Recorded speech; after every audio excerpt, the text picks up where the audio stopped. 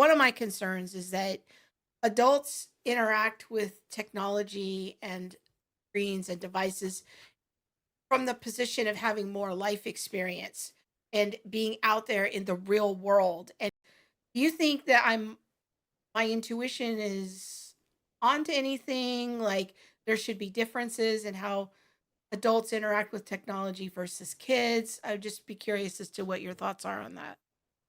I think we'd both say yes.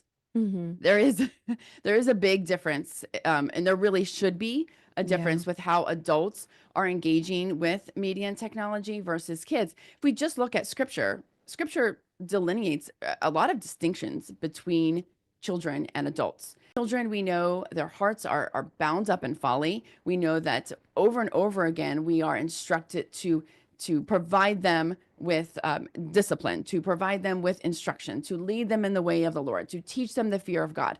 They need that because they can't do that on their own, right? So we know that there is a big difference, and so I mean nowadays, 2,000 years past Christ, we know that scientifically the brain is not even fully developed until like their mid 20s. So it's Mhm. really scientifically as well as scripturally, we can say there is a big difference between the youth and adults, and how they're going to engage in media technology is going to be very different. Now, we often say adults naturally use it as a tool.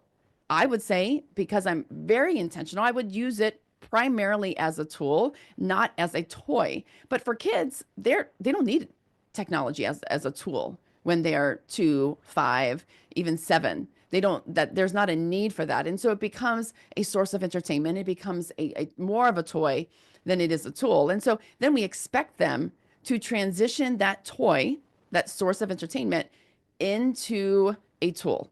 Now we want them to engage differently. Now, no, you shouldn't be using this while you're working, or no, you shouldn't be having it at your bedside. But if they've gotten used to this constant entertainment or constant use, well, then it's really hard to make that distinction. So I think there's that aspect.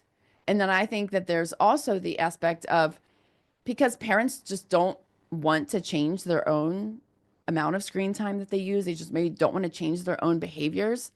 It's just easier to give kids the same devices and allow them to be on those devices and sort of be pacified, because it makes everybody's life simpler in the short run, in the Mhm. here and now. Of course, it creates long-term problems, but we just treat the kids like they're adults. Mhm.